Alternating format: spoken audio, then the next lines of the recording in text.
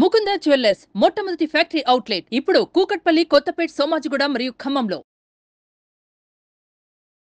నమస్తే రమగారు. నమస్తే జయ. రమగారు, శకునాలు కొన్ని మనం తెలిసి తెలియక ఫాలో అయిపోతూ ఉంటాం.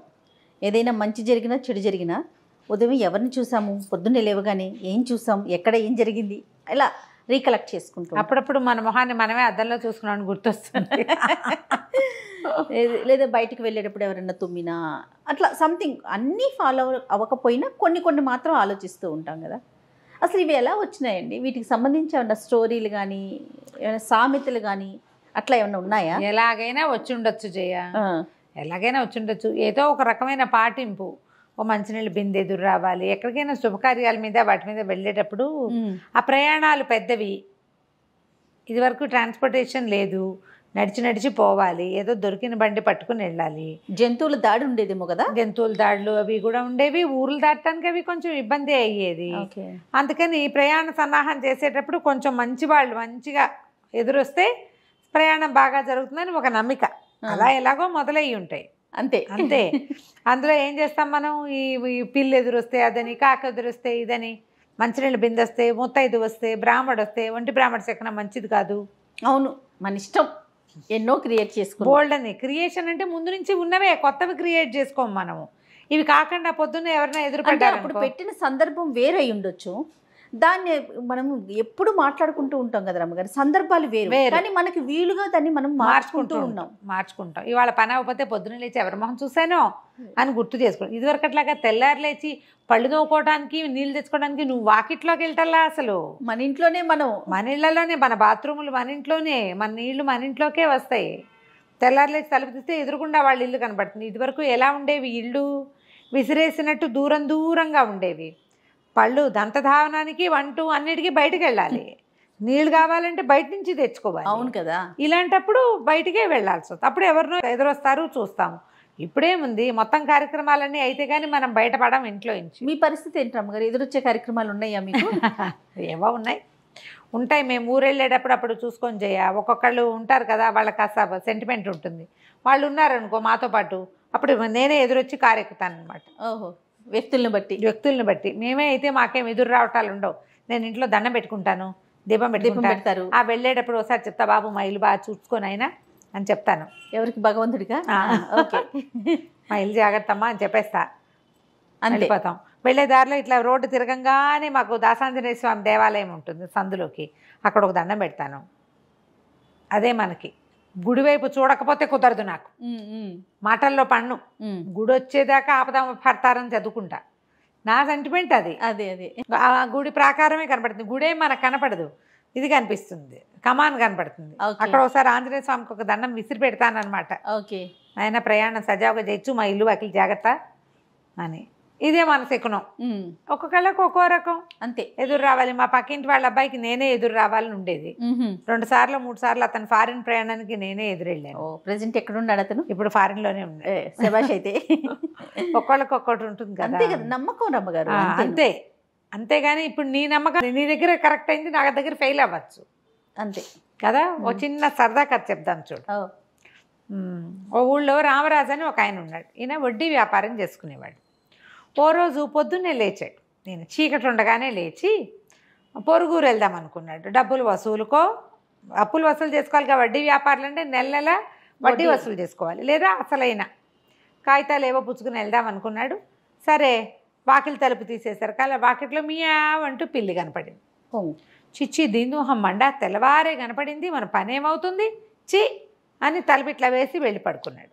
అయితే మన తలుపులాగా ఇట్లా వేస్తే పడిపోయే తలుపులు కాదు, గడి పెట్టాలి.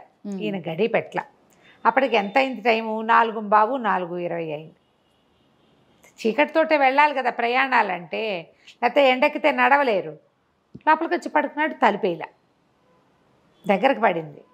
అదే సమయానికి ఆ వీధిలో పోతున్న ఒక దొంగవాడొకడు ఓరగా తెరిచి లోపల నుంచి వెలుగు బయటపడుతున్న ఆ ఇంటిని చూసి చల్లగా ఇల్లు రామరాజు గారిదని గ్రహించుకుని లోపలికి వచ్చాడు.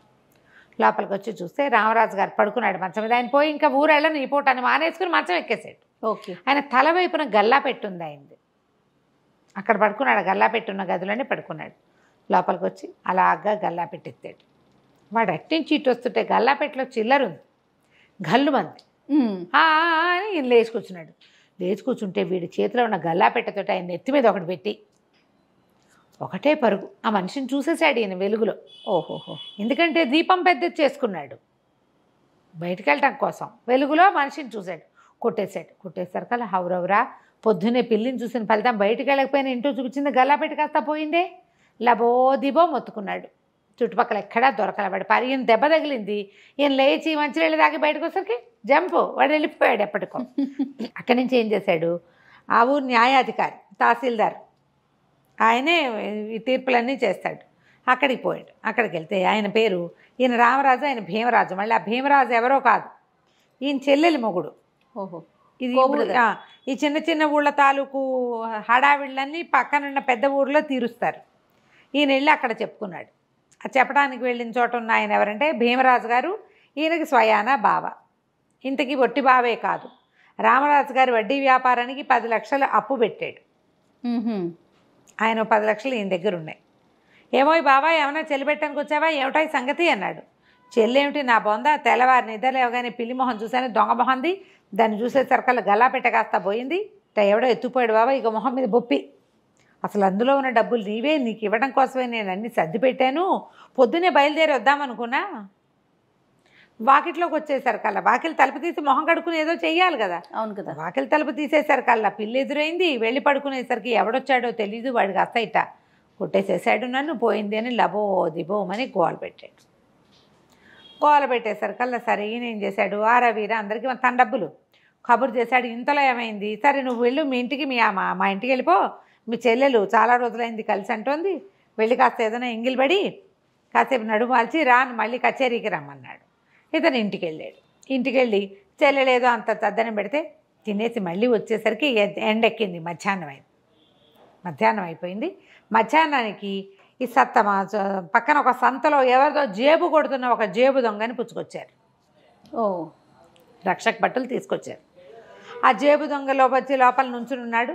నేను చూడలేదండి, నేను పొరపాటున చేశానండి ఏదో చెప్తున్నాడు.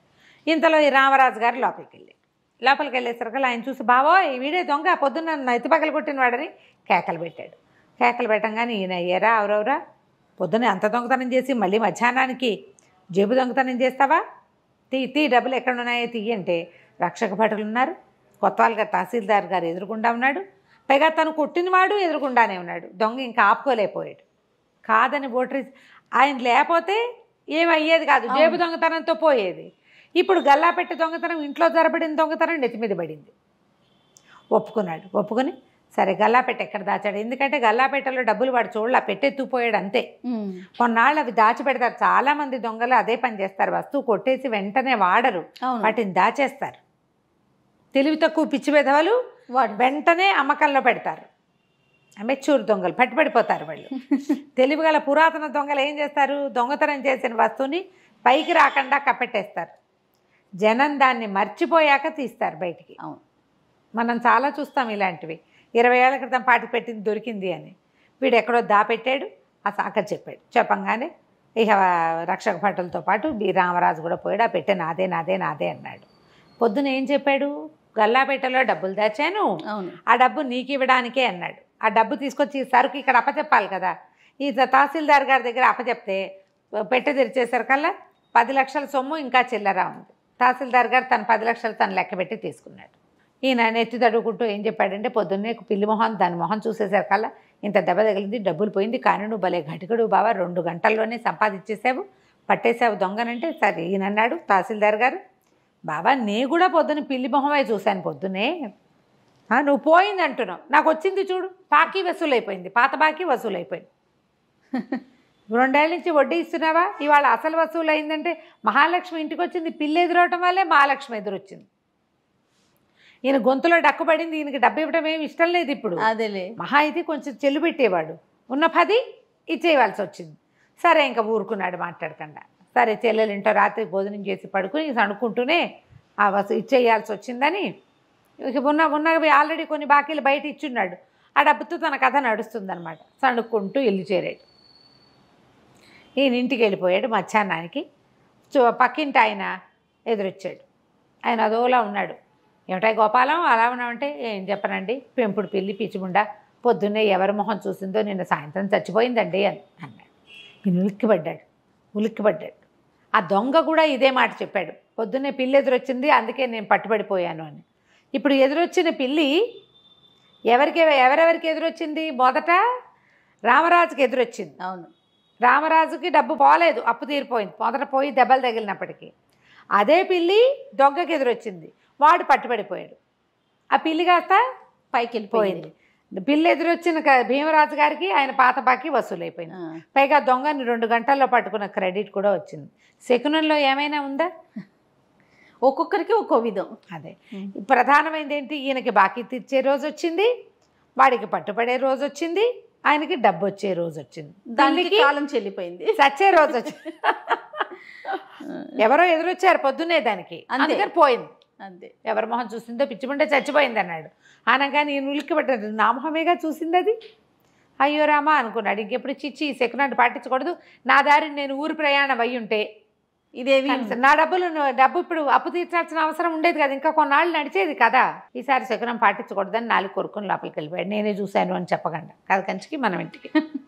చాలా బాగుందండి. నమస్తే. నమస్తే చెయ్యి.